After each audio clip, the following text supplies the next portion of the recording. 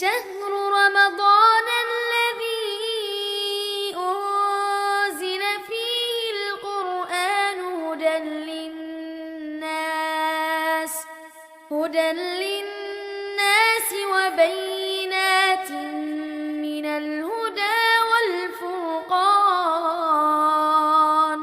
السلام عليكم ورحمة الله وبركاته. போற்றுகின்ற புகழ் அனைத்தும் ஏக இறைவன் அல்லாஹ் ஒருவனுக்கே உண்டாவதாக.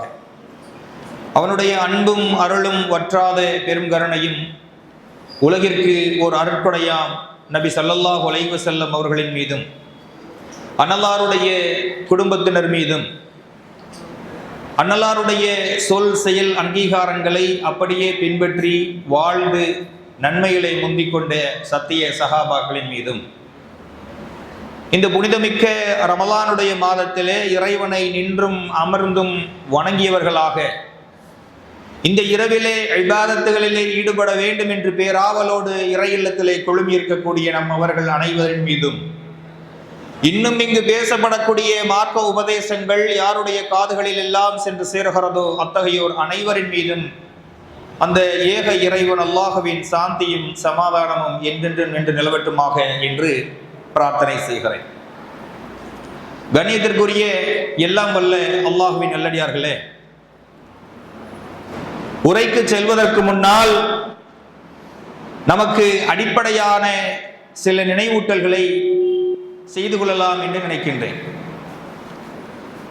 சாதாரண நாட்களில் எல்லாம் தூங்கணும் நினைச்சால் கூட தூக்கமே வராது. ஆனால் இபாதத்து செய்ய வேண்டும் என்று வந்து குழுமி இருக்கிற பொழுது 9 மணியிலிருந்து கண்ணை கட்ட ஆரம்பிச்சிடும். வராத உறக்கம் எல்லாம் இன்னைக்கு தான் மிக பிரமாதமாக நம்மை தேடி வந்து கொண்டிருக்கும். அப்ப நன்மையை செய்ய முனைகின்ற பொழுதெல்லாம் இப்படி உறக்கம் மேலிடக்கூடியது மனிதனுடைய ஒரு பலவீனம். தொழிலிலே ஒரு முன்னேற்றத்தை யோசிக்கலாம் என்று யோசிக்கின்ற பொழுதே மனிதனுக்கு உறக்கம் வந்துடும். ஆரோக்கியமான செயல்பாடுகளில் ஈடுபடலாம் என்ற ஒரு சிந்தனைக்கு மனிதன் எப்பொழுதெல்லாம் செல்கிறானோ அப்பொழுது ஒரு உறக்கம் வரும். எதெல்லாம் தேவையற்ற விஷயங்களோ வீண் விரயங்களோ அதிலே மூழ்குகின்ற பொழுது மூளை மிகுந்த சுறுசுறுப்பாக இருக்கக்கூடியதை நம்ம உணர்வு பூர்வமாக உணர்ந்து கொண்டிருக்கிறோம் சகோதரர்களே. எனவே இன்றைய அருள் பொருந்திய இந்த ஒற்றைப்படை இரவுல நாம குழுமி இருக்கக்கூடிய ஒரு நோக்கம் என்பது நிறைய நன்மைகளை சம்பாதிப்பதற்காக இபாதத்துகளை அதிகமாக செய்து இறை பொருத்தத்தை பெற வேண்டும் என்பதற்காகத்தான். இந்த இலக்கில் கவனத்தை சிதறவிடாமல் இன்றைய இரவை கழிக்க வேண்டும் என்பதை முதலாவதாக மனதில் வைத்துக் கொள்வோம். இரண்டாவது நினைவூட்டல் என்னவென்று சொன்னால், இந்த இரவை விழித்து நாம் இருப்பதற்கு முக்கியமான காரணம் வெறுமனே விழித்திருப்பதல்ல, நமக்கு நாமே திருப்தி அடைந்து கொள்ளுகின்ற அளவுக்கு இபாதத்துகளை அதிகப்படுத்தி செய்யணும். இன்னைக்கு விழிச்சிருந்த திருப்தியாக இபாதத்துகளை செய்தேன் என்ற மன திருப்தி நமக்கு ஏற்படணும். இதுல சில சகோதரர்களுக்கு உடல் ரீதியாகவோ மருத்துவ ரீதியாகவோ வேறு சில காரணங்களாலோ உறக்கம் மேலிட்டு வரலாம். அப்படி உறங்கக்கூடியவர்களையும் நம்ம தவறாக நினைக்க தேவையில்லை. ஏனென்று சொன்னால் என்ன நியத்தில் இங்க வந்து அமர்ந்திருக்கிறார் என்பதைத்தான் அல்லாஹ் பார்ப்பான். ஒவ்வொரு மனிதர்களுக்கும் அவர்களுடைய இயல்புக்கு தக்கவாறு சக்திக்கு தக்கவாறு தான் இபாதத்துகளை செய்வார்கள். அதனால கொஞ்சம் கொஞ்சம் உறங்குறாரு அப்பப்ப எந்திரிக்கிறார் என்பதை நீங்க வித்தியாசமாக பார்க்க வேண்டாம். ஏனென்று சொன்னால் அல்லாஹ்விடத்திலே சில மலக்குமார்கள் இருக்கிறார்கள். அவர்களுடைய வேலை என்னவென்று சொன்னால், அல்லாஹ்வை நினைவு கூறக்கூடிய எந்த சபைகளாக இருந்தாலும் அவர்கள் அங்கே வந்து அமர்ந்து கொள்வார்கள், கலந்து கொள்வார்கள். அங்கே இருக்கக்கூடியவர்களை அவர்கள் பதிவு செய்து கொள்வார்கள். அல்லாஹ்விடத்திலே அறிக்கை சமர்ப்பிக்கக்கூடிய வேலை அவர்களுடையது. அந்த நேரத்தில் எல்லாம் ஒரு இந்த ரப்புல் ஆலமீன் கேட்பானாம், அந்த சபையிலே இருக்கக்கூடியவர்கள் என்ன செய்து கொண்டிருக்கிறார்கள் என்று கேட்கின்ற பொழுது மலக்குமார்கள் சொல்வார்களாம், இறைவனே உன்னை அவர்கள் வணங்கி கொண்டிருக்கிறார்கள், அந்த சபையிலிருந்து தான் வருகிறோம் என்று சொல்லுவார்களாம். அப்போ அவர்கள் என்ன எதிர்பார்க்கிறார்கள் என்று அல்லாஹ் கேட்பானாம். மலக்குமார்கள் பதில் சொல்லுவார்கள், இறைவா அவர்கள் உன்னிடத்திலே சுவனத்தை கேட்கிறார்கள் என்று சொல்லுவார்களாம். அல்லாஹ் மீண்டும் கேட்பானாம், அவர்கள் சுவனத்தை பார்த்திருக்கிறார்களா? இல்லை யா ரஹ்மானே, அவர்கள் பார்த்ததில்லை. அப்படி என்றால் ஒருவேளை பார்த்தால் என்ன செய்வார்கள் என்று கேட்கின்ற பொழுது மலக்குமார்கள் சொல்வார்கள், பார்த்தால் இன்னும் அதிகமாக உன்னை போற்றி புகழ்ந்து வணங்குவார்கள். சரி, வேறு என்ன அவர்கள் கேட்கிறார்கள், எதிர்பார்க்கிறார்கள் என்று அல்லாஹ் கேட்பான். யாரை பற்றி சகோதரர்களே? நம்மை பற்றித்தான், இந்த சபையை பற்றித்தான். எங்கெல்லாம் இறைவனை நினைவு கூறக்கூடிய சபைகள் குழுமுகிறதோ அந்த சபைகளை பற்றித்தான். அப்ப நாம் இருக்கக்கூடிய சபைகளினுடைய முக்கியத்துவத்தை நாம் ஆரம்பத்தில் விளங்கிக் கொண்டோம் என்று சொன்னால் இந்த இரவு இபாதத்தினுடைய இரவாக மலரும் இன்ஷா அல்லாஹ். அப்ப அல்லாஹ் கேட்பான், வேறு என்ன அவர்கள் எதிர்பார்க்கிறார்கள்? யா அல்லாஹ், கடுமை நிறைந்த நரகத்தில் இருந்து அவர்கள் பாதுகாப்பு தேடுகிறார்கள் உன்னிடத்தில். அப்படியா? அந்த நரகத்தையாவது அவர்கள் பார்த்திருக்கிறார்களா? இல்லையா ரஹ்மானே, பார்த்ததில்லை. பார்த்தால் என்ன செய்வார்கள்? பார்த்தால் இன்னும் அதிகமாக வணங்கி தௌபா செய்து உன்னிடத்திலே மீட்சிக்காக அவர்கள் வழியை தேடுவார்கள் யா அல்லாஹ் என்று சொல்வார்கள். அல்லாஹ் ரப்பல் ஆலமீன் மனிதர்கள் மீது பேரன்பு கொண்ட இறைவன் சொல்லுவானாம், அப்படி என்றால் அந்த சபையில் இருந்த எல்லோருடைய பாவங்களையும் நான் மன்னித்து விட்டேன் என்பதாக நற்செய்தி சொல்லுங்கள் என்று நமக்காக அல்லாஹ் ரப்பல் ஆலமீன் இறைவனை நினைவு கூர்ந்த சபையில இருந்ததற்காக அல்லாஹ் நமக்கு இவ்வளவு பெரிய வெகுமதிகளை கொடுக்கிறான். மலக்குமார்கள் விடமாட்டார்கள். யா அல்லாஹ், எல்லோரும் அந்த சிந்தனையில இல்லையே, சிலருக்கு வேறு விதமான சிந்தனை இருக்கிறது, அந்த நோக்கத்திலே இல்லாதவர்களும் இருக்கிறார்களே என்று கேட்கின்ற பொழுது கருணையாளன் சொல்லுவான், அவர்களுக்கும் சேர்த்துதான் மன்னிப்பு, குறைகளை அல்லாஹ் பார்ப்பதில்லை. எனவே இந்த சபையிலே ஒருவர் அயர்ந்து உறங்கி விடுகிறார் என்று சொன்னால் கூட அவர் நினைத்தால் வீட்டில் போய் உறங்கி இருக்கலாம் தானே. இங்கே வந்து உறங்குவதற்கு என்ன காரணம்? ஒரே நோக்கம், இந்த இரவினுடைய பலனை அடைந்து கொள்ள வேண்டும். கண்ணியத்திற்குரிய மகத்துவமிக்க இரவை நான் முழுமைப்படுத்த வேண்டும். அல்லாஹ் எதை சிலாகித்து சொன்னானோ, கிட்டத்தட்ட 1000 மாதங்களுக்கு மேலாக இருக்கக்கூடிய சிறப்பு வாய்ந்த இரவு, 82 வருடங்களுக்கு மேல் அமல் செய்யக்கூடிய அளவுக்கான ஒரு நன்மையை தரக்கூடிய இரவு, இங்கே மனிதனுடைய பலவீனத்தில் சற்று அயர்ந்து விட்டால் தான் என்ன, அல்லாஹ் அதை கண்டுக்க மாட்டான். எனவே இதெல்லாம் தாண்டி அமல் செய்கின்ற ஒரு பக்குவம் எப்பொழுது வரும் என்று சொன்னால், இறைவனை துதிக்கின்ற சபைகளிலே மலக்குமார்கள் நம்மோடு இருக்கிறார்கள். பாவங்கள் செய்யக்கூடிய நமக்கு மத்தியிலே பாவமே அறியாத மலக்குமார்கள் இருக்கிறார்கள். உலகத்திலே விஐபிகளோடு நீங்கள் இருந்தால் எவ்வளவு பெருமையாக கருதுகிறீர்கள், அதையெல்லாம் தாண்டியவர்கள் தூய்மையான மலக்குமார்கள். அப்படிப்பட்ட சபைகளிலே நாம் ஒன்றாக இருக்கின்ற பொழுது பள்ளிக்கென்று சில ஒழுங்குகளை பேண வேண்டும், தனி மனித ஒழுங்குகளை பேண வேண்டும், இபாதத்துகளில் கவனம் செலுத்த வேண்டும் என்பதை அடிப்படையாக நீங்கள் மனதில் வைத்துக் கொண்டு இந்த இரவை கழிக்க வேண்டும் என்பதை உங்களுக்கும் எனக்குமான நினைவூட்டலாக சொல்லிக் கொள்கிறேன் சகோதரர்களே. கண்ணியத்திற்குரிய எல்லாம் உள்ள அல்லாஹுவின் நல்லடியார்களே, அல்லாஹு ரப்புல் ஆலமீன் இந்த உலக வாழ்க்கையை மனிதர்களுக்கு எதற்காக தந்திருக்கிறான் என்று சொன்னால், உங்களில் செயல்களில் நல்லவர் யார், செயல்களில் தீயவர் யார் என்பதை அல்லாஹ் சோதிப்பதற்காகத்தான் இந்த உலக வாழ்க்கையை உங்களுக்கு தந்திருக்கிறோம் என்று சொல்கிறான். உலக வாழ்க்கையை ரப்புல் ஆலமீன் தந்துவிட்டு அதை சோதனையும் வைக்கிறான் என்று சொன்னால், இதனுடைய ரிசல்ட் என்பது மறுமையில் உங்களுக்கு கிடைக்கும். அப்படி நீங்கள் மறுமையிலே எழுப்பப்படுகின்ற பொழுது அல்லாஹ்விடத்திலே பாக்கியவான்களாக எழுப்பப்பட வேண்டும். தான் படைத்த ஒவ்வொரு மனிதனும் சூனத்திற்கு தகுதியானவனாக ஆக வேண்டும் என்பதற்காகத்தான் அல்லாஹ் ரப்புல் ஆலமீன் நம் மீது கருணையை பொழிந்து கொண்டிருக்கிறான். ஏராளமான வளங்களையும் நன்மைகளையும் வாரி கொடுத்து கொண்டிருக்கிறான்.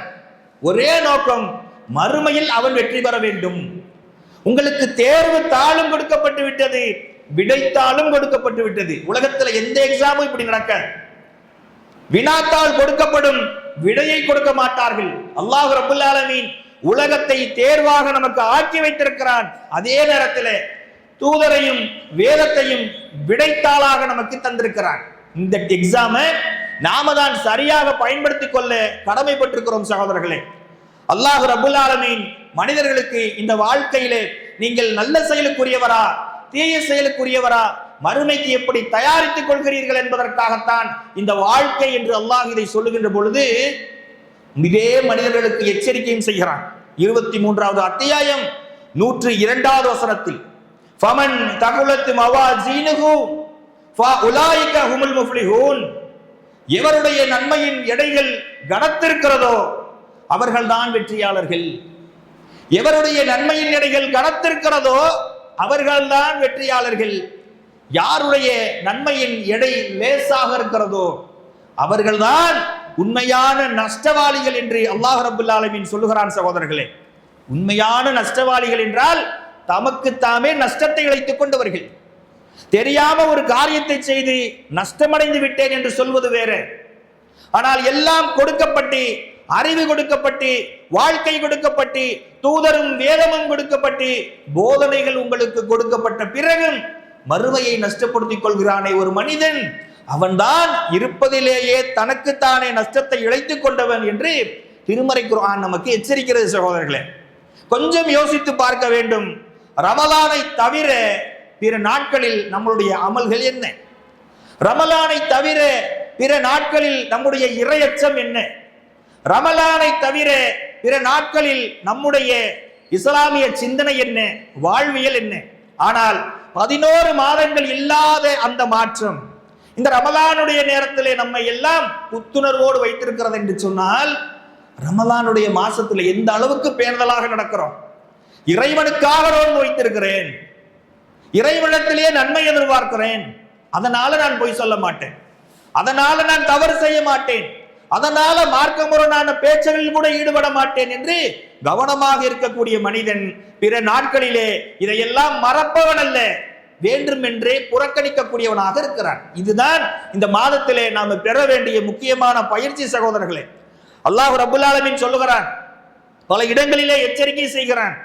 இப்ப நாம புரிந்து கொள்ள வேண்டியது என்னவென்று சொன்னால், நாம அதிகம் நன்மை செய்கிறோமா அதிகம் தீமை செய்கிறோமா என்று கேட்டால் எல்லோரும் சொல்லுவோம் தீமை தான் அதிகமா செய்வோம். நமக்கு நாமே ஒரு பேப்பரை எடுத்துக்கொண்டு இன்று செய்த அல்லது இந்த மாதம் செய்த இந்த வாரம் செய்த நன்மைகளை பட்டியலிட சொன்னோன்னு வைங்க, நன்மைகளை கூட பட்டியலிட்டு விடலாம், ஏன்னா அதை குறைவாத்தான் செஞ்சிருப்போம். தீமைகளை பட்டியலிடுவோம் என்று வைத்துக் கொள்ளுங்கள், நம்மளுக்கு பேப்பர் பத்தாது. அந்த அளவுக்கு மனிதனுடைய பலகீனம் இருக்கிறது. ஆனால் அல்லாஹ் ரப்பல் ஆலமீன் இப்படிப்பட்ட பலகீனமான மனிதன் வெற்றி பெறுவதற்கு ஏராளமான வழிகளை மார்க்கத்தில் அல்லாஹ் ரப்பல் ஆலமீன் சொல்லி தந்திருக்கிறான். சகோதரர்களே, 101வது அத்தியாயம் 8வது வசனத்தில் ரப்பு சொல்கிறான், வ அம்மாமன் ஹஃபத மவாசீனுஹு, எவருடைய நன்மையின் நிறை எடைகள் லேசாக இருக்கிறதோ அவர்கள் கவனித்துக் கொள்ள வேண்டும். ஃப உம்முஹு ஹாவியா, அவர்கள் தங்குமிடம் என்பது ஹாவியா தான். யாருடைய நன்மையின் எடைகள் லேசாக இருக்கிறதோ அவர்கள் தங்குமிடம் ஹாவியா தான். ஒமா அதுராக்கமாகிய, ஹாவியா என்றால் நபியே உமக்கு அறிவித்தது எது? அல்லாஹ் அழுத்தமாக அந்த கேள்வியை கேட்கிறான். நான் சொல்லித்தராமல் உங்களுக்கு ஹாவியா என்றால் என்னவென்று தெரியுமா? சொல்லிவிட்டு சொல்லுகிறான், நாருல் ஹாமியா, அது சுட்டரிக்கும் நரகப்படுவழி. ஹாவியா என்ற நரகம், தன்னுடைய நன்மையை யார் குறைத்துக் கொள்கிறார்களோ, அதற்கு ஆசைப்படாமல் லேசான ஒருவராக வந்து சேர்ந்தார்களோ அவர்களுடைய தங்குமிடம் நரகமாக இருக்கிறது. ஹாமியா, அது சுட்டரிக்கும் நரகமாக இருக்கிறது என்று அல்லாஹ் ரப்பல் ஆலமீன் எச்சரிக்கிறான். இந்த இரவினுடைய நன்மைகள் மட்டுமல்ல, ஒவ்வொரு பகலும் ஒவ்வொரு இரவும் மனிதன் அஞ்ச வேண்டியது, இப்படிப்பட்ட நரகத்திற்கு நான் சென்று விடக்கூடாது. எந்த அளவுக்கு என்று சொன்னால், வாழ்க்கையிலே ஒவ்வொரு மனிதரும் அவரவருக்கு தகுதிக்கு தக்கது போல, தாக்கத்துக்கு தக்கது போல நன்மைகளை செய்யக்கூடியவர்களாக இருக்கிறோம். ஆனாலும் அல்லாஹ்வின் தூதர் நன்மைகளின் மூலமாக இறைவனை நெருங்கக்கூடிய ஒரு வசீலாவை நீங்கள் தேடிக்கொள்ளுங்கள், ஒரு சாதனத்தை நீங்கள் தேடிக்கொள்ளுங்கள் என்று அமல்களுக்கு அதிகமாக ஆர்வமூட்டி இருக்கிறார்கள். அதே நேரத்தில் சஹாபாக்களுடைய மத்தியிலே அல்லாஹ்வின் தூதர் இன்னொரு விஷயத்தையும் பதிவு செய்தார்கள். நன்றாக கேட்டுக்கொள்ளுங்கள் அருமை தோழர்களே, நீங்கள் செய்கின்ற நன்மைகளை மட்டும் வைத்து சுவர்க்கம் சென்று விட முடியாது. உலகத்திலே கல்வி கொள்ளலாக இருக்கிறேன், மருத்துவ உதவி என்றால் வாரி கொடுக்கிறேன், என்னுடைய தொழுகை இபாதத்து என்று ஏராளமான நன்மைகளை செய்யக்கூடியவராக இருந்தாலும் அவரும் என்ன நினைக்கணும்? செய்கிறேன் தான், அல்லாஹ்விடத்திலே இது ஏற்றுக்கொள்ளப்பட்டதா, அல்லாஹ் இதை ஒற்றுக்கொள்வானா, அந்த அச்ச உணர்வோடு செய்யணும். அந்த உள தூய்மையோடு மனிதன் செய்ய வேண்டும். இந்த சொல்லுகின்ற பொழுது சஹாபா பெருமக்கள் கேட்டார்கள், யார ரசூலல்லாஹ், இது உங்களுக்கும் பொருந்துமா? கேட்ட பொழுது அல்லாஹ்வின் தூதர் வலியுறுத்தார்கள், ஆம் எனக்கும் பொருந்தும். அல்லாஹ்வினுடைய கருணை பார்வையை தவிர வேறு எதை கொண்டு நாம சுவனம் செல்ல முடியாது. அப்படி என்றால் அமலிலே ஈடுபட்டு விட்டேன் என்ற திருப்தியை மனிதன் அடைய முடியுமா? செய்த அமலை பாதுகாக்கக்கூடிய பொறுப்பும் அவரிடத்தில் இருக்கு. என்னுடைய அமல் இறைவனுடைய அன்பிற்குரியதாக என்னை மாற்ற வேண்டும்.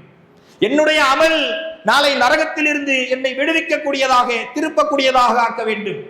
என்னுடைய அமல் சுவன பூஞ்சோலைகளில் முதுகுலில் ஜன்னா என்று சொல்லக்கூடிய நற்செய்தியை பெறக்கூடியவனாக அது என்னை ஆக்க வேண்டும். இது போன்ற உள்ளட்சத்தோடு மனிதன் பயணிக்க வேண்டும் சகோதரர்களே. அதே நேரத்தில் நல்ல அமல்களை செய்கிறது ஒரு பக்கம், இன்னொரு பக்கம் என்னவாக முக்கியமான பகுதியாக இருக்கிறது என்று சொன்னால் பாவத்தில் இருந்து விலகி இருப்பது. நன்மையும் தீமையும் சமமாகாது என்று ரப்புல் ஆலமீன் சொல்கிறான். நன்மையை நீங்கள் அதிகமாக செய்யக்கூடியவர்களாக இருந்தும் பாவத்தையும் செய்து கொண்டே இருந்தீர்கள் என்று சொன்னால் ஓட்ட பானையில தண்ணீர் பிடித்த கதைதான். எவ்வளவு நேரம் தண்ணீரை பிடித்தாலும் பானை நிரம்பி வழியுமா? இது போல மனிதன் நன்மைகளை செய்கின்ற பொழுதும் அவன் தன்னை பாவத்தில் இருந்து மீட்டுக் கொண்டவனாக இருக்க வேண்டும் சகோதரர்களே. இந்த பயிற்சியை இந்த புனித ரமலானுடைய மாதத்தில் நாம பெற்றுக் கொண்டிருக்கிறோம். நன்மைகளை செய்ய விரைகிறோம். பாவம் என்று தெரிந்தவுடனேயே நான் நோன்பாளியாக இருக்கிறேன், இதை செய்வது எனக்கு அழகல்ல, உள்ளம் சொல்லுகிறதா இல்லையா? தேவையற்றதிலிருந்து விலகுகிறோமா இல்லையா? அடுத்த 11 மாதமும் இந்த பயிற்சியை அமலாக்கம் செய்தோம் என்று சொன்னால் நன்மைகளை வாரி குளிக்கக்கூடிய மக்களாக நாம் மாறிவிடுவோம் இன்ஷா அல்லாஹ். அதே நேரத்தில் மனிதர்கள் அமல் செய்கின்ற பொழுதெல்லாம் அல்லாஹ்விடத்திலே நன்மையை எதிர்பார்த்துதான் செய்கிறோம். அதே நேரத்தில் அல்லாஹுவை ஒரு சர்வாதிகாரியை போல நாம் நினைத்துக் கொண்டிருக்கிறோம். அல்லாஹ் தண்டித்து விடுவான், நரகத்திலே என்னை போட்டு விடுவான், அந்த கடுமையை என்னால் தாங்க முடியாது என்ற ஒற்றை பக்கத்தை மட்டும் வைத்துக் கொண்டு அல்லாஹுவை நாம அமல் செய்யக்கூடியவர்களாக பெரும்பாலும் நினைத்துக் கொண்டிருக்கிறோம். கண்ணியத்திற்குரியவர்களே, பேரன்பு கொண்ட இறைவன், அளவற்ற அருளாளன், நிகரற்ற அன்புடையோன் என்று அல்லாஹு தன்னை பற்றி சொல்லுகின்ற பொழுது உண்மையில் அல்லாஹுவை எப்படி நாம் நேசித்திருக்க வேண்டும்? என்னுடைய ரப்பு எனக்கு வாழ்வை அளித்திருக்கிறான், நான் கேட்டதையும் கேட்காத அருள் வளங்களையும் தந்திருக்கிறான், பல ஆபத்திலிருந்து என்னை காத்து கொண்டிருக்கிறான், அழகிய வாழ்க்கையும் உடல் நலத்தையும் குடும்பத்தையும் வாழ்வாதாரத்தையும் தந்திருக்கிறான். அந்த இறைவனுக்கு எந்த சமரசமும் செய்து கொள்ளாமல் வணக்கத்தை நான் உரித்தாக்குவேன். இப்படி ஒரு அன்பல் அல்லாஹுவின் மீது நாம் இருக்கணும். ஏனென்று சொன்னால் அல்லாஹ் ரப்புல் ஆலமீன் தண்டிப்பதில் மட்டும் கடுமையானவன் இல்லை சகோதரர்களே, நன்மையை தருவதிலும் அருள் பொழிவதிலும் மன்னிப்பதிலும் அல்லாஹ் ரப்புல் ஆலமீன் மிக பெரும் கொடையாளனாக இருக்கிறான் என்று திருமறை குர்ஆனிலே அல்லாஹ் சொல்லி காட்டுகிறான். 39வது அத்தியாயம் 53வது வசனத்தில் அல்லாஹ் மனிதர்களுக்கு சொல்லுங்கள் என்று நபிகளாருக்கு அல்லாஹ் சொல்லுகிறான். தனக்கு தானே அநீதம் இழைத்துக் கொண்ட என்னுடைய அடியார்களே, அல்லாஹுவின் அருளின் மீது நீங்கள் நம்பிக்கை இழந்து விடாதீர்கள். உங்களுடைய எல்லா பாவங்களையும் அல்லாஹ் மன்னிப்பான் என்ற உறுதிமொழியை அல்லாஹ் நமக்கு தந்திருக்கிறார். நம்மில் ஒவ்வொருவரும் ஏகப்பட்ட பாவத்தை தினந்தோறும் செய்திருப்போம். இதில் நமக்கு எந்தெந்த பாவம் ஞாபகம் இருக்கும்? எதெல்லாம் பெரிய பாவமாக செய்திருப்போமோ அந்த பாவங்கள் தான் நமக்கு ஞாபகம் இருக்கும். சிறிய பாவங்களுக்கான தௌபாவை கூட கேட்காமல் கடந்திருப்போம், பாவ மன்னிப்பை கூட நம்ம மறந்திருப்போம். ஆனால் செய்த நாம மறந்துடுவோம். அல்லாஹ் ரப்பல் ஆலமீன் பதிவேட்டில் அதையெல்லாம் சிறியது முதல் பெரியது வரை பதிவு செய்து வைத்திருப்பான். இதெல்லாம் நம்ம அறிந்துதானே இருக்கிறோம் என்கிற பொழுது அல்லாஹ் நமக்கு கொடுக்கிற வாக்குறுதி என்ன? உங்களுக்கு நீங்களே அநியாயம் இழைத்துக் கொண்டாலும் சரி, உங்களுடைய பாவங்களை மன்னிக்க நான் தயாராக இருக்கிறேன். உங்களை படைத்த இறைவனுடைய அருளின் மீது நீங்கள் நம்பிக்கை மட்டும் இழந்து விடாதீர்கள். மனிதனுக்கு துஆ இன்னைக்கு கேட்கின்ற பொழுதே எப்படிங்க கேட்கிறோம்? தொழுது முடிச்ச உடனே அவசரமா இறைவா என்னுடைய பாவங்களை மன்னிச்சிரு, அவ்வளவுதான். என்னுடைய பாவங்கள், நிறைய பாவங்கள் செய்கிறோம், ஆனா கேட்பது என்னமோ சுருக்கமாக கேட்டு விடுகிறோம்.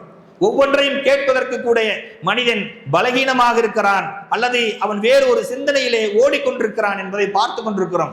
அல்லாஹ் கொடுத்த வாக்குறுதியை கொஞ்சம் நினைவில் நிறுத்தி பாருங்கள். என்னுடைய அருள் உங்கள் மீது இருக்கிறது, நீங்கள் நம்பிக்கையை மட்டும் இழந்து விடாதீர்கள் என்று சொல்லுகின்ற பொழுது நாம் செய்ய வேண்டிய அடிப்படையான ஒரு விஷயம், அல்லாஹ்விடத்திலே அதிகமாக பாவ மன்னிப்பு தேட வேண்டும், அதிகமாக தௌபா செய்ய வேண்டும். எந்த அளவுக்கு என்று சொன்னால் அல்லாஹ்வின் தூதர் ஸல்லல்லாஹு அலைஹி வஸல்லம் அவர்கள், முன்பின் பாவங்கள் மன்னிக்கப்பட்ட இறை தூதர் அவர்கள் ஒரு நாளைக்கு 100 முறை அல்லாஹ்விடத்திலே பாவ மன்னிப்பு தேடினார்கள். இன்னொரு அறிவிப்பில் 70 முறை என்று வருகிறது. அதிகப்படியான எண்ணையே நாம் எடுத்துக்கொள்வோம். 100 முறை அல்லாஹ்வின் தூதர் பாவ மன்னிப்பு தேடினார்கள் என்று சொன்னால் நாம ஒரு நாளைக்கு 100 பாவங்களுக்கு மேல செய்யக்கூடியவங்களா இருக்கிறோம். அப்ப இது போன்ற அமல்களை தொடர்ந்து செய்யக்கூடியவர்களாக இருக்கிறோமா என்று பாருங்கள். இறைவனிடத்தில் கேட்கக்கூடிய பாவ மன்னிப்பு என்பது நம்மை நன்மையின் பக்கம் இழுத்து செல்வது மட்டுமல்ல, மறுமையிலே வெற்றியாளர்களாக ஆக்குவதற்கும் இது முக்கியமான வழியாக இருக்கிறது சகோதரர்களே. அதே நேரத்தில் படைத்த இறைவன் அருள் புரிகிறான். நமக்கு தேவையான விஷயங்களை எல்லாம் இறைவன் புறத்திலிருந்து தான் வருகிறது. அப்படிப்பட்ட இறைவனை இந்த மனிதன் மகிழ்ச்சி படுத்த முடியுமா? இறைவன் தான் நமக்கு தேவையானதை கொடுக்கணும். நாம இறைவனுக்கு வணக்கத்தை தான் உரித்தாக்க முடியும். இறைவா நீ என்னுடைய ரப்பு, நான் உன்னுடைய சிறந்த அடிமை என்பதை காட்டுவதுதான் நம் மீது கடமையாக இருக்கிறது. ஆனால் அப்படி இருக்கக்கூடிய அந்த அடிமையிடமிருந்து அல்லாஹ் எந்த விஷயத்துக்காக மகிழ்கிறான் தெரியுமா சகோதரர்களே? நீங்கள் இறைவனிடத்திலே செய்த பாவத்திற்கு நீங்கள் நினைத்து இறைவா நீதான் என்னை மன்னிக்க தகுதியானவன் என்று நீங்கள் என்றைக்கு சரணாகதி அடைகிறீர்களோ அந்த அடிமைத்தனத்தை பார்த்து உலகத்தின் அரசன் அல்லாஹ் மகிழ்ச்சி அடைகிறான் என்று அல்லாஹுவின் தூதர் ஸல்லல்லாஹு அலைஹி வஸல்லம் அவர்கள் சொல்லுகிறார்கள். இதை எந்த அளவுக்கு சஹாபாக்களுக்கும் நமக்கும் புரிய வைக்கிறார்கள் என்று சொன்னால், அல்லாஹ் எந்த அளவுக்கு நீங்கள் தௌபா செய்தால் மகிழ்ச்சி அடைவான் என்று சொன்னால், ஒரு மனிதர் ஒட்டகத்திலே தன்னுடைய பொருளை தன்னுடைய செல்வத்தை வைத்துக் கொண்டவராக இருக்கிறார். அந்த ஒட்டகம் பயணத்தின் போது தொலைந்து விடுகிறது.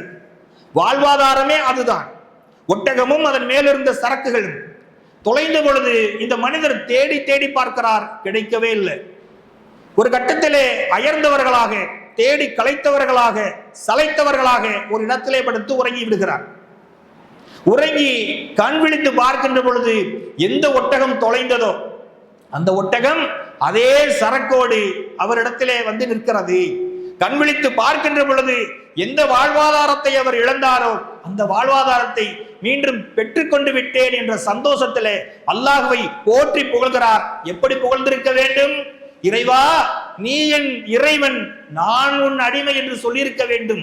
கிடைத்த சந்தோஷத்துல மனிதர் தலைகால் புரியாமல் எந்த அளவுக்கு சொல்லிவிட்டார் என்று சொன்னால், அல்லாஹும்ம அன்த அப்தி வ அனா ரப்புக, இறைவா நீ என் அடிமை, நான் உன் இறைவன் என்று மாற்றி சொல்லிவிட்டார். மகிழ்ச்சியின் காரணமாக நமக்கு மகிழ்ச்சி மேலிட்டு வருகின்ற பொழுது என்ன வார்த்தை பேசுகிறோம் என்று தெரியாது. ஆனால் இந்த வார்த்தையை அல்லாஹ் குற்றம் பிடிக்கவில்லை என்று நபிகளார் சொல்லி காட்டினார்கள். சகோதரர்களே, எந்த அளவுக்கு உங்களுடைய வாழ்வாதாரம் ஒன்றுமில்லை என்று ஆனபோது மீண்டும் கிடைத்தால் துள்ளி குதித்து இப்படி ஒரு சந்தோஷத்தை அடைவாரோ ஒரு மனிதர், அதை விட அதிகமாக நீங்கள் கேட்கின்ற பாவ மன்னிப்பிற்காக உங்களை படைத்த இறைவன் மகிழ்ச்சி அடைகிறான் என்று அல்லாஹ்வின் தூதர் ஸல்லல்லாஹு அலைஹி வஸல்லம் அவர்கள் சொன்னார்கள் என்று சொன்னால், நாம் அந்த மகிழ்ச்சி அடையக்கூடிய விஷயத்தை செய்கிறோமா?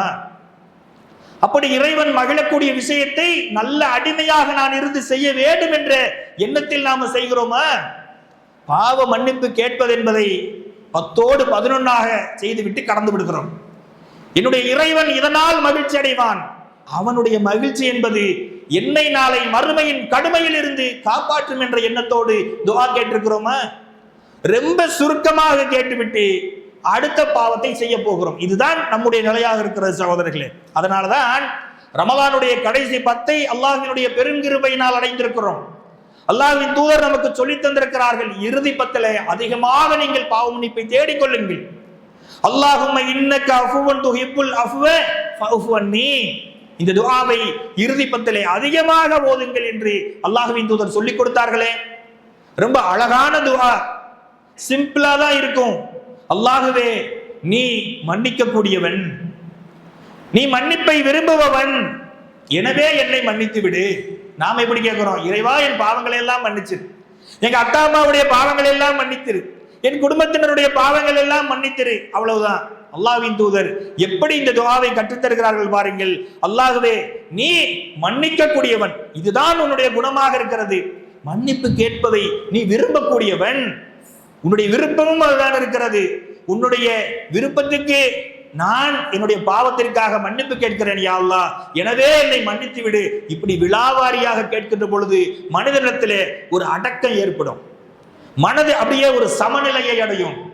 நான் குற்றவாளிதான் என்பதை ஒத்துக்கொண்டு அல்லாஹ்விடத்திலே இறைவா நீதான் மன்னிக்கணும் என்று இறைவன் அப்படியே சரணாகதி அடைகிறானே, இந்த அடிமைத்தனத்தை இறைவனிடத்திலே காட்டி இருக்கிறோமா? துஆக்களை சொல்லும் பொழுது கூட உயிரோட்டம் இல்லாமல் சொல்லக்கூடியவர்கள் நம்மில் பல பேர் இருக்கிறோம். அந்த துஆ எனக்கு பாவ மன்னிப்பை வாங்கி தரணும் என்ற ஆசையோடு செய்ய வேண்டும் சகோதரர்களே. அதே நேரத்தில் இப்படி பாவ மன்னிப்பை கேட்கின்ற பொழுது ஒன்றல்ல இரண்டல்ல மிகப்பெரிய நன்மைகளை அல்லாஹ் நமக்கு தர காத்திருக்கிறார். நாளை நரகத்திலிருந்து நம்மை திருப்பி விடுவான். சுவர்க்கத்திற்கு அல்லாஹ் நம்மளை கொண்டு சேர்க்கக்கூடியதற்கும் இது வழிகாலாக இருக்கும் சகோதரர்களே. அதே நேரத்தில் உலகத்தினுடைய சோதனைகளில் இருந்தும் பாவ மன்னிப்பு தான் நம்மை மீட்டெடுக்கும். பாவ மன்னிப்பு என்பது தொடர்ச்சியாக செய்யக்கூடியதாக இருக்க வேண்டும் சகோதரர்களே. அதே நேரத்தில் சில நேரங்களில் உலகத்தினுடைய சோதனைகளில் மனிதன் ஆட்படுகின்ற பொழுது ரொம்ப சிரமப்படுவான். உள்ளமெல்லாம் உடைந்து நொறுங்கிவிடும், குடும்பமே கதிகலங்கிவிடும், திசை தெரியாமல் நின்று கொண்டிருப்பான், வெறுங்கையை பிசைந்து கொண்டிருப்பான். அப்படிப்பட்ட போக்கிடம் இல்லாத மனிதனுக்கு ஒரே ஒரு ஆறுதல், போக்கிடம் என்று சொன்னால் அது அல்லாஹ்விடத்திலே சரணடைவதுதான். இறைவா என்னை மன்னித்து விடு, இறைவா என்னை மன்னித்து விடு, எனக்கான உதவிகளை நீ தந்துவிடு என்று சொல்வதுதான் மனிதனுடைய உள்ளத்தை முதலாவதாக சமப்படுத்தும், ஆறுதல் படுத்தும். அல்லாஹ் இந்த பாவ மன்னிப்பு கேட்கிற விஷயத்துல, சோதனையினுடைய விஷயத்துல மனிதர்களை இரண்டு விதமாக நம்ம பார்க்க முடியும் சகோதரர்களை. ஒன்று, அல்லாஹ் அவர்கள் மீது சோதனையை போட்டுட்டான்னு வைங்க, சில மனிதர்கள் அல்லாஹ்வையே புறக்கணிக்கக்கூடியவர்களாக இருப்பார்கள். அல்லாஹ்வுக்கு என் குடும்பம் தான் கண்ணுக்கு தெரிஞ்சுதா, என்னுடைய பிள்ளை தான் அல்லாஹ்வுக்கு தெரிந்ததா, ஊர்ல எத்தனையோ பேர் இருக்கிறாங்க, எங்களுக்கு தான் இந்த பிரச்சனை வரணுமா என்று சொல்லி குஃப்ரினுடைய வார்த்தையை பேசக்கூடியவர்கள். அவர்கள் இஸ்லாத்தை சொல்லாமல் கொள்ளாமல் வெளியேறி செல்லக்கூடிய அளவுக்கு வார்த்தைகளை பிரயோகப்படுத்துவார்கள். அது ஒரு சாரார். இந்த உலக சோதனை என்பது சில அடியார்களை அல்லாஹ்விடத்திலே இன்னும் நெருக்கமாக ஆக்கி வைக்கும். அடிக்க அடிக்க அடிக்க அவர்கள் அல்லாஹ்விடத்திலே நெருங்கிக் கொண்டே இருப்பார்கள். ஏன்? முழுமையாக அறிந்திருப்பார்கள், அல்லாஹ்வை தவிர நமக்கு உதவி செய்யக்கூடியவன் எவனுமே கிடையாது. சரியான இடத்தில் தான் நான் கேட்டுக்கொண்டிருக்கிறேன், எனக்கான உதவி வந்தே தீரும் என்று தன்னுடைய பாவ மன்னிப்பை அதிகப்படுத்துவார்கள் என்பதை திருமறை குர்ஆனின் மூலமாக நாம் தெரிந்து கொள்கிறோம் சகோதரர்களே. அதே நேரத்தில் நபி நூஹ் அலைஹிஸ்ஸலாம் அவர்கள் தன்னுடைய சமுதாயத்திலே ஏகத்துவ பிரச்சாரத்தை செய்கிறார்கள். செய்கின்ற பொழுது அந்த மக்களிடத்திலே நூஹ் அலைஹிஸ்ஸலாம் சொன்னார்கள், நீங்கள் இறைவனிடத்திலே மன்னிப்பு கேளுங்கள், அதன் மூலமாக உங்களுக்கு அல்லாஹ் ஏராளமான அருள் வளங்களை, வாழ்வாதாரத்தை, பாக்கியங்களை தரவிருக்கிறான் என்று சொன்னார்கள். சொல்லிட்டு அவர்கள் அதிலே பட்டியல் போட்டதை அல்லாஹ் ரப்பல் ஆலமீன் 71வது அத்தியாயம் 10லிருந்து 12வது வசனத்திலே அவர்கள் சொல்லி காட்டுகிறார்கள் சகோதரர்களே. இந்த வசனங்களை எல்லாம் குறித்து வைத்து கொண்டாவது நம்ம மனனம் செய்யணும், அல்லது அதனுடைய சம்பவத்திலிருந்து பாடங்களை பெற்றுக்கொள்ளணும். ஏனென்று சொன்னால் சிறிய சோதனை வந்தாலும் கூட மனிதன் அப்படியே தட்டழியக்கூடியவனாக மாறிவிடுகிறான். நிலையாக செய்ய வேண்டிய முதல் விஷயம் இறைவனிடத்திலே அதிகமாக நீங்கள் பாவ மன்னிப்பு தேடுவது.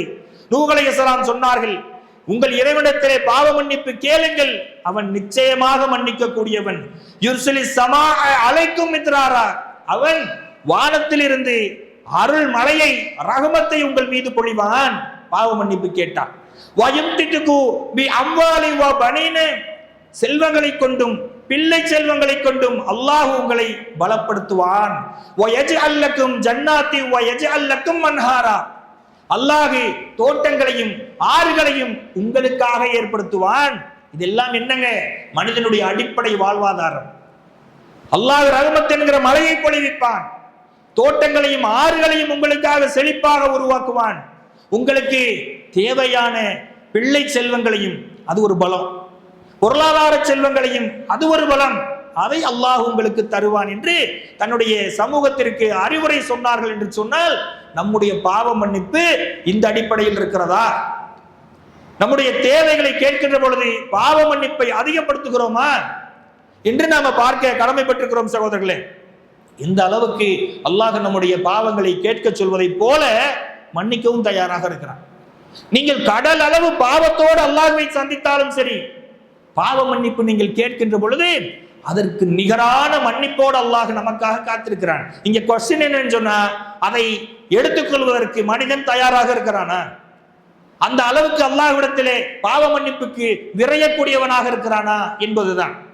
அந்த நேரத்தில் அல்லாஹ்வின் தூதர் ஸல்லல்லாஹு அலைஹி வஸல்லம் அவர்கள் சொல்லுகிறார்கள், புகாரியிலே வரக்கூடிய ஒரு செய்தி, அல்லாஹ்வினுடைய அன்பு இருக்கிறதே, அல்லாஹ்விடத்திலே இருக்கக்கூடிய அன்பை 100ஆக பங்கிட்டு ஒட்டுமொத்த உயிரினத்திற்கும் அல்லாஹ் ஒரு பகுதியை மட்டும்தான் கொடுத்திருக்கிறான். மிச்சம் 99% அல்லாஹ் தன்னிடத்திலே வைத்துக் கொண்டான். அல்லாஹ்வின் தூதர் சொன்னாங்க, அந்த 1% அன்பினால் தான் உலகத்தில் உள்ள ஒட்டுமொத்த உயிர்களும் அதை அனுபவித்துக் கொண்டிருக்கிறது. கொஞ்சம் யோசித்து பாருங்கள். இந்த 1% அன்புக்கே நம்ம இப்படி ஆட்பட்டு கிடக்கிறோமே. தாய் பிள்ளைகள் மீது வைத்திருக்கிற உறவு, கணவன் மனைவிக்கு இடையிலே உள்ள அன்பு, பெற்ற பிள்ளைகள் மேல் பெற்றோருக்கு இருக்கக்கூடிய அன்பு, சிரமப்படுபவர் மீது மனிதனுக்கு ஏற்படக்கூடிய இரக்கம், பாசம், பரிதாபம், பட்சோதாபம், இப்படி எல்லா விதமான உணர்வுகளையும் மனிதன் ஒரே 1% கொடுக்கப்பட்ட அந்த அன்பின் காரணமாகத்தான் அனுபவிக்கிறான். விலங்குகளை எடுத்துக்கொள்ளுங்கள். புலியினுடைய பல்லு 3 இன்ச்சுக்கு மேல இருக்கும். அந்த புலி ஒரு மானை பிடித்தது என்று சொன்னால் அந்த மானால தப்பித்து ஓடவே முடியாது. அந்த அளவுக்கு பல்லை பதித்து பிடித்துக் கொள்ளும் சகோதரர்களே. ஆனால் அதே 3 இன்ச்சு பல்லை வைத்து தன்னுடைய குட்டியை புலி தூக்கும். அந்த குட்டிக்கு எந்த காயமும் ஏற்படாது. காரணம் அன்பு என்கிற உள்ளுணர்வு. இப்படி பாதிப்பை ஏற்படுத்தக்கூடிய அதே சாதனம் பாதிப்பை இல்லாமலும் ஏற்படுத்த என்ன காரணம்? அன்புதான். உலகத்திலேயே மிகப்பெரிய அன்புக்கு உதாரணம் தாயினுடைய அன்புதான் என்று சொல்வார்கள். ஆனால் நம்முடைய இறைவன் அதையெல்லாம் அதிகமாக தன்னுடைய இடத்திலே 99 மடங்கு அன்பை வைத்திருக்கிறான். அப்படி என்றால் இறைவனை நாம் எப்படி நேசிக்கணும், எப்படி நான் சிறந்த அடிமை என்பதை காட்டணும். அதற்கான வழி என்பது அல்லாஹ்விடத்திலே தௌபா செய்யும். இறைவா, நான் பலவீனமானவன் தான், நீதான் என்ன மன்னிக்கணும், என்னை பலவீனத்திலிருந்து நீதான் காப்பாற்றணும் என்று அந்த ஒரு பண்பு மனிதனிடத்தில் வருகின்ற பொழுது சகோதரர்களே, அவருடைய உள்ளம் என்பது ஃபர்ஸ்ட் விஷயம் ராகத்தாயிரும். உள்ளத்தை இருப்பதை கனத்தை மனிதன் சுமக்க முடியாமல் தான் பல போதையின் பக்கம் செல்கிறான். உள்ளத்தில் இருக்கக்கூடியதை பகிர்ந்து கொள்ள ஆட்கள் இல்லை என்பதற்காகத்தான் பல தவறான விஷயங்களின் பக்கம் மனிதன் செல்கிறான். இறைவன் சொல்கிறான், உன்னுடைய உள்ளத்துக்கு ராகத்து வேணுமா, என்னிடத்துல மன்னிப்பு கேள். மனிதனுக்கு உள்ள ஈகோவே என்ன தெரியுமா? மன்னிப்புன்னு ஒண்ணு கேட்க மாட்டான். தன் தேவையெல்லாம் அல்லாஹ்விடத்திலே கேட்டுக்கொண்டிருப்பான். எல்லாமே வேண்டும் என்று அல்லாஹ்விடத்திலே கேட்டுக்கொண்டிருப்பான். ஆனால் மன்னிப்பை மட்டும் குறைவாக கேட்கக்கூடியவனாக மனிதன் இருக்கிறான். அந்த விஷயத்துல நாம குறைவாய் வைத்துக் கொண்டவர்களாக இருந்தோம் என்று சொன்னால் அதிகமாக தௌபா செய்யக்கூடியவர்களாக இருக்க வேண்டும் சகோதரர்களே.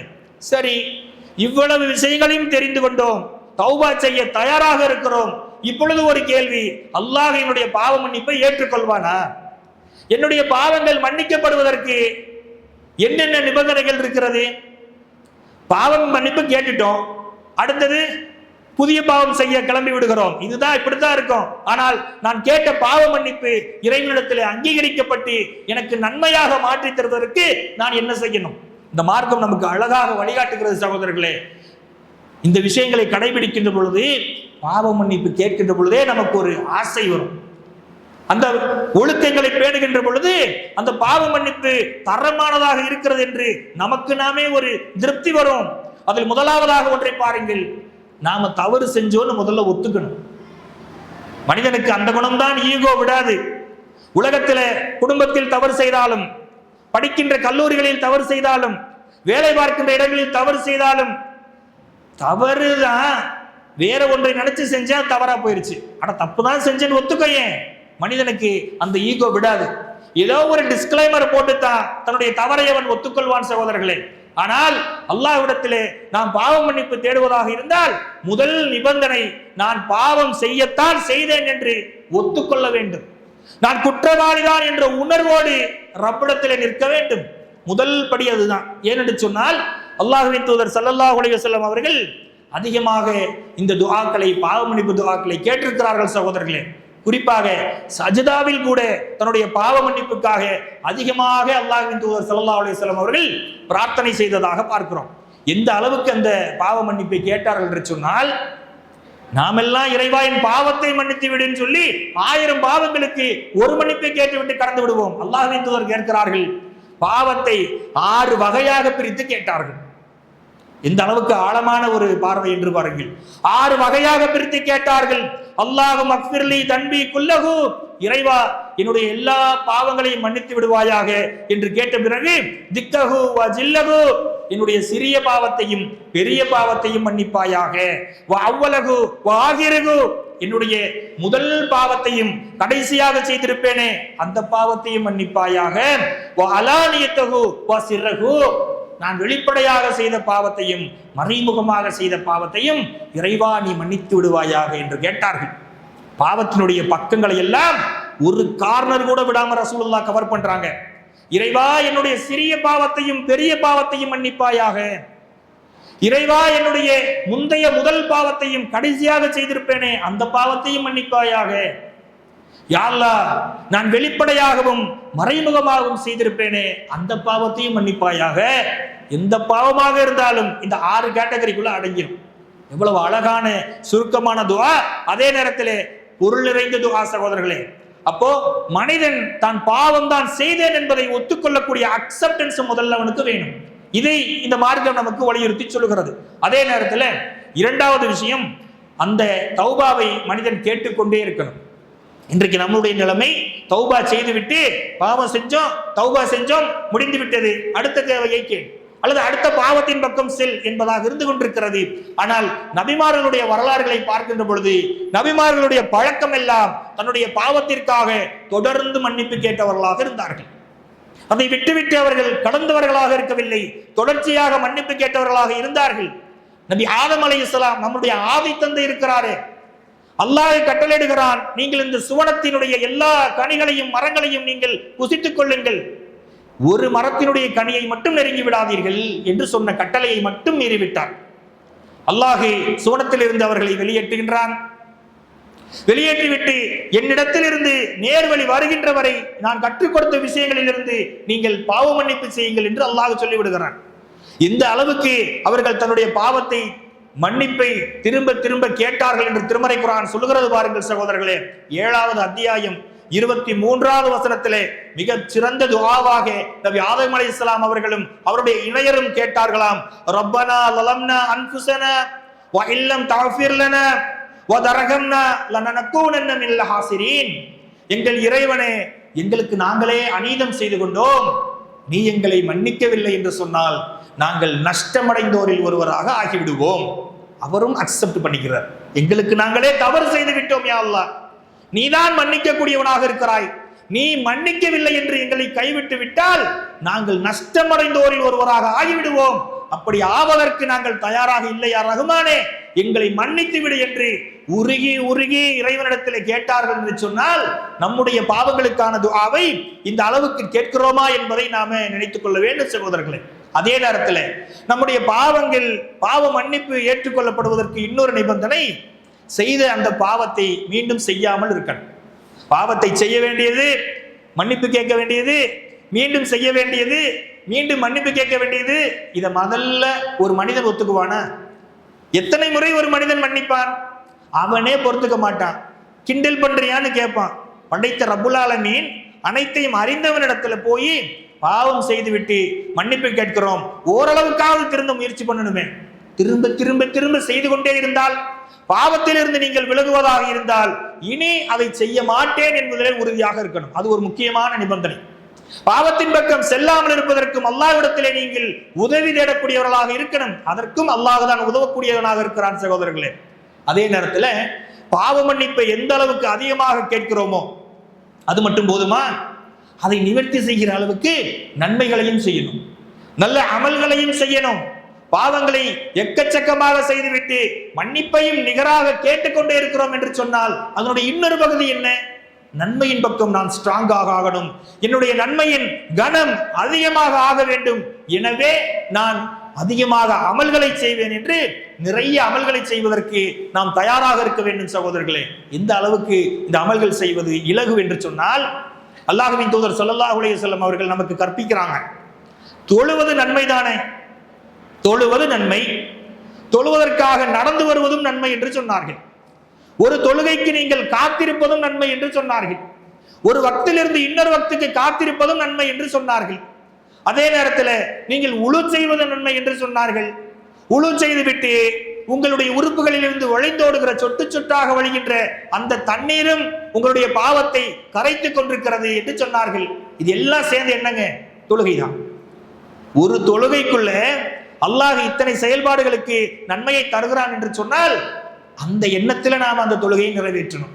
அப்படி என்றால் எல்லா வகையான அமல்களிலும் இது போன்ற நன்மைகள் ஏராளமாக இருக்கிறது சகோதரர்களே. அதற்கு ஆசைப்பட்ட மக்களாக நாமே அதிகமாக அமல்கள் செய்யக்கூடியவர்களாக இருக்கணும்.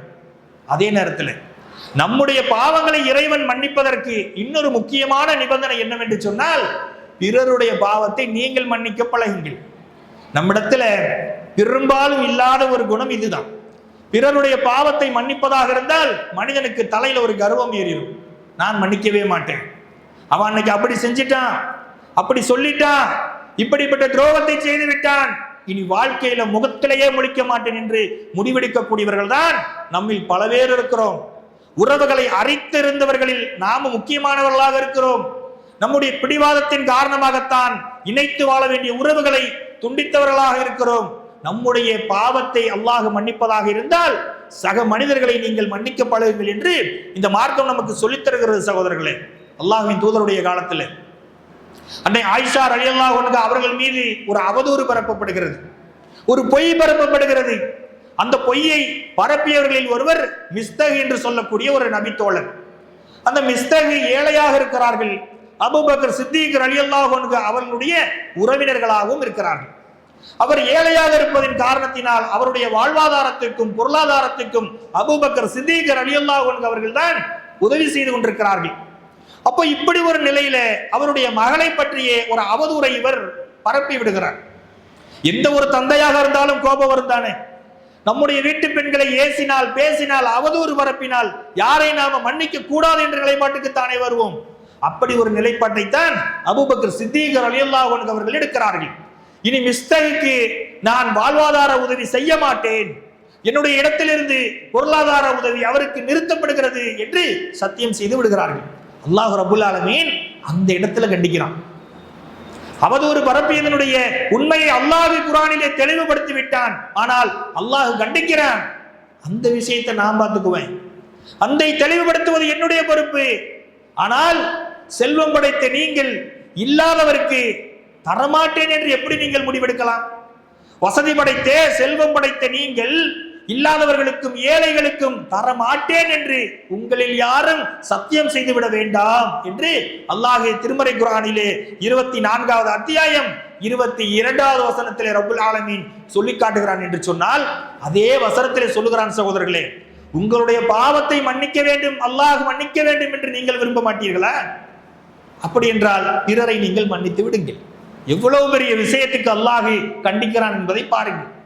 அப்படி என்றால் இன்றைக்கு நாம நம்முடைய குடும்பத்தில் இருப்பவர்களை மன்னிப்பது கிடையாது, நம்மோடு வேலை செய்பவர்களை மன்னிப்பது கிடையாது, நம்முடைய உறவினர்களை மன்னிப்பது கிடையாது, தெருவில் இருப்பவரை மன்னிப்பது கிடையாது.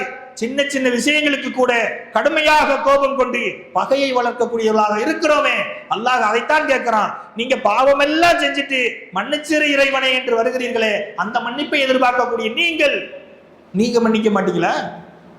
உங்களுடைய பாவங்களை அல்லாஹ் மன்னிக்க வேண்டும் என்று நீங்கள் எதிர்பார்க்கிறீர்களே, நீங்கள் மன்னிக்க மாட்டீர்களா என்று அல்லாஹ் கேட்கிறான். அப்ப நம்முடைய தௌபா அல்லாஹ்விடத்திலே ஏற்றுக்கொள்ளப்பட வேண்டும் என்று சொன்னால் நாம பிறரை மன்னிக்க பழகணும். அப்ப குறையுடைய மனிதனையே இவ்வளவு தாராளமாக நடந்து கொள்கின்ற பொழுது கருணை உள்ளம் கொண்ட ரப்புல் ஆலமீன், இறைவனுக்கு நிகரான கருணையே கிடையாது, அவன் நம் மீது எப்பேற்பட்ட கருணையை காட்டி நம்முடைய பாவங்களை மன்னிப்பான் என்பதை நீங்கள் புரிந்து கொள்ள வேண்டும். எனவே பிறரை மன்னிக்கக்கூடிய நிலைக்கு வரணும். இன்றைக்கு ஒரு உணவு சரியில்லை என்று சொன்னால் கூட மனைவியை கடிந்து கொள்ளக்கூடிய கணவன்மார்கள் ஏராளம். தாய் தந்தைக்கு வயதாகி விட்டது என்றதற்காக, அதில் ஏற்படக்கூடிய சிரமங்களுக்காக தாய் தந்தையரையும் தன்னை சார்ந்திருக்கக்கூடியவர்களையும் ஏசக்கூடிய பேசக்கூடிய, நான் இல்லை என்று சொன்னால் நீங்கள் நடுத்தருவில் தான் இருப்பீர்கள் என்று சொல்லக்கூடிய ஆண்கள் நம்மில் பல பேர் இருக்கிறார்கள். இந்த ஆணவ பேச்சு இருக்கக்கூடாது சகோதரர்களே, மன்னிக்கக்கூடியவர்களாக இருக்க வேண்டும். பூமியிலே யார் பிறரிடத்திலே அன்பாக நடந்து கொள்கிறார்களோ அல்லாஹ் தன்னுடைய கருணையை அவர்கள் மீது பொழியக்கூடியவனாக இருக்கிறான் என்ற விஷயங்களை நாம கடைபிடிக்க வேண்டும். அப்போ நாம பாவ மன்னிப்பு தேடுகின்ற பொழுது பிறருடைய பாவங்களை மன்னிக்கக்கூடிய பக்குவத்தை மனிதன் பெற்றிருக்க வேண்டும். அதே நேரத்தில் கஷ்டங்களை சகித்துக் கொள்ளணும். மனிதனுக்கு அந்த அவசரம் தான் எப்பவுமே. எதற்காகவும் பொறுத்திருக்க மாட்டான். சிரமங்களை அவன் சகித்துக் கொள்ளவே மாட்டான். அல்லாஹ் யாரை நேசிக்கிறானோ அவர்களுக்குத்தான் சகோதரர்களை சத்திய சோதனை அல்லாஹ் விடுவான்.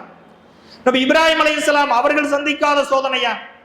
எல்லா நபிமார்களும் சோதனை இல்லாமலா இந்த உலகத்திலே மறுமையிலே வெற்றிக்குரியவர்களாக ஆனார்கள்? அவர்களிடமிருந்துதானே நமக்கு பாடமும் படிப்பனையும் இருக்கிறது. எனவே சோதனை உங்களிடத்தில் வருகின்ற பொழுது அதிகமாக அல்லாஹ்வை நெருங்கக்கூடிய மனிதர்களாக நாம் இருக்கணும். அதிகமாக தௌபா செய்யக்கூடிய மனிதர்களாக இருக்கணும். இறைவா, நல்லதோ கெட்டதோ உன் புறத்திலிருந்து வருவதுதான். உனக்கு தெரியாமல் ஒரு இலையும் முதிர்வதில்லை என்பதை சத்தியமாக நான் நம்புகிறேன். எனவே என்னுடைய பிரச்சனைகளில் இருந்து நீயே எனக்கு போக்கிடத்தை காட்டு என்று அல்லாஹ்விடத்திலே நாம் முழுமையாக பாவ மன்னிப்பு தேடியவர்களாக, உதவியை தேடியவர்களாக இருக்க வேண்டும் சகோதரர்களே. அதே நேரத்தில் அல்லாஹ்விடத்தில் பாவ மன்னிப்பு தேடுகின்ற பொழுது மக்களிடத்துல நாம இரக்க குணமுடையவர்களாக இருக்கணும். அந்த பண்பு நம்ம இடத்துல குறைந்து கொண்டே வருகிறதோ என்று அச்சப்படக்கூடிய நிலைமையில் இருக்கு. அல்லாஹ்வின் தூதர் சொன்னார்கள், பூமியில் இருப்பவர்கள் மீது இரக்கம் காட்டுங்கள், வானில் இருப்பவன் உங்கள் மீது இரக்கம் காட்டுவான். பூமியில் இருப்பவனுடைய துன்பங்களை போக்குவதற்கு நீங்கள் ஈடுபட்டீர்கள் என்று சொன்னால் நாளை மறுமையிலே உங்களுக்கு ஏற்படக்கூடிய துன்பங்களில் இருந்து அல்லாஹ் நீக்கக்கூடியவனாக இருப்பான் என்று சொன்னார்கள் சகோதரர்களே. எனவே பிறரிடத்திலே வந்து மென்மையாக இரக்க குணத்தோடு நடந்து கொள்ளுங்கள். அல்லாஹ்வின் தூதர் மேலும் சொன்னார்கள், யாருக்கு மென்மை வழங்கப்பட்டிருக்கிறதோ அவர் நன்மை வழங்கப்பட்டவர் ஆவார் என்று சொன்னார்.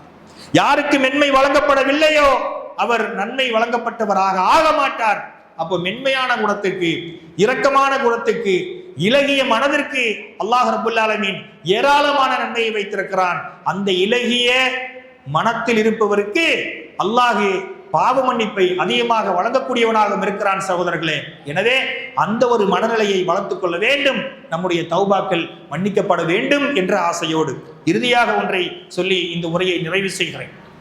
நம்முடைய பாவ மன்னிப்பு மட்டுமல்ல, நம்முடைய எந்த ஒரு கோரிக்கையும் எந்த ஒரு துஆவும் இறைவனால் ஏற்கொள்ளப்பட வேண்டும் என்பதுதானே நம்முடைய ஆசை. அல்லாஹ்வின் தூதர் எச்சரித்தார்கள், உங்களுடைய எந்த ஒரு துஆவும் இறைவனிடத்தில் ஏற்றுக்கொள்ளப்பட வேண்டும் என்று சொன்னால் நீங்கள் ஹலாலான பொருளாதாரத்தை பயன்படுத்த வேண்டும். நீங்கள் ஹராமான உடையும் ஹராமான உணவும் ஹராமான வாழ்வாதாரத்திலும் இருந்தீர்கள் என்று சொன்னால் நீங்கள் கேட்கக்கூடிய துஆவும் நீங்கள் கேட்கக்கூடிய தௌபாவும் இறைவனுக்கு உங்களுக்கும் இடையிலே தடையாக அந்த ஹராமான பொருளாதாரம் இருக்கிறது. இன்னைக்கு முஸ்லிம் சமூகம் சிந்திக்க கடமைப்பட்டிருக்கிறது. இதற்கெடுத்தாலும் அல்லாஹ் ரசூல் என்று வாய் நிறைய பேசக்கூடிய சமூகம்தான். ஆனால் பொருளாதார விஷயத்திலே கேட்டு பாருங்கள், நம்மில் ஒவ்வொருவருக்கும் தெரியும் நம்மிடத்துல ஹலாலான வருமானம் மட்டும்தான் இருக்கிறதா, ஹராம் சேர்ந்திருக்கிறதா? நீங்கள் வட்டியின் பொருளாதாரத்தை அனுபவித்தீர்கள் என்று சொன்னால், உண்டீர்கள் என்று சொன்னால், அதை புழங்கினீர்கள் என்று சொன்னால் அல்லாஹ்வுக்கும் தூதருக்கும் எதிராக நீங்கள் போர் செய்ய தயாராகிவிட்டீர்கள் என்று திருமறை குர்ஆன் எச்சரிக்கிறதே.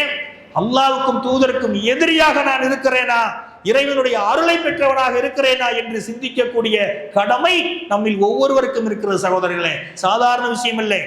உங்களுடைய கோரிக்கைகள், துஆக்கள், பாவ மன்னிப்புகள் ஏற்றுக்கொள்ள உங்களுடைய வருமானம் ஹலாலாக இல்லை என்று சொன்னால் அது இறைவனிடத்திலே தடையாக அமையும் என்ற எச்சரிக்கையை அல்லாஹ்வின் தூதர் ஸல்லல்லாஹு அலைஹி வஸல்லம் அவர்கள் நமக்கு கற்றுக் கொடுத்தார்கள், நினைவூட்டினார்கள் என்று சொன்னால் இந்த வரம்புகளை எல்லாம் பேணுகின்ற பொழுது நம்முடைய துஆ என்பது, நம்முடைய தௌபா என்பது உயிரோட்டம் பெறும். பாவத்தை செய்துவிட்டேன், பாவ மன்னிப்பு மட்டும் கேட்டுவிட்டேன் என்று இல்லாமல் இறைவன் என்னை மன்னிப்பதாக இருந்தால் இத்தனைய தன்மையுடைய குணங்களை கொண்ட நல்ல மனிதனாகவும் நான் வாழ வேண்டும். எதை செய்தால் இறைவன் என்னை நேசிப்பானோ, எதை செய்தால் சுவனத்துக்குரியவனாக என்னை ஆக்குவானோ, எதை செய்தால் என்னை அல்லாஹ் இந்த மார்க்கத்திலே உள்ளத்தை விரிவுபடுத்துவானோ அதை செய்வேன் என்ற உறுதியை இன்ஷா அல்லாஹ் இன்று முதல் நாம் எடுக்கக்கூடியவர்களாக, அந்த உறுதியின் காரணமாக நாமும் நல்வழியில் நடந்து நம் குடும்பத்தையும் நல்வழியில் நடத்தி நாளை குடும்பத்தோடு சுவனம் செல்லக்கூடிய மக்களாக அல்லாஹ் ரப்பல் ஆலமீன் உங்களையும் உங்கள் குடும்பத்தையும் என்னையும் என் குடும்பத்தையும் ஆக்கி அருள் புரிய வேண்டும் என்று பிரார்த்தித்து உரையை நிறைவு செய்கிறேன். வாஹிர் தாவானா அல்ஹம்துலில்லாஹி ரப்பில் ஆலமீன். அஸ்ஸலாமு அலைக்கும் வரஹ்மத்துல்லாஹி வபரகாத்துஹு.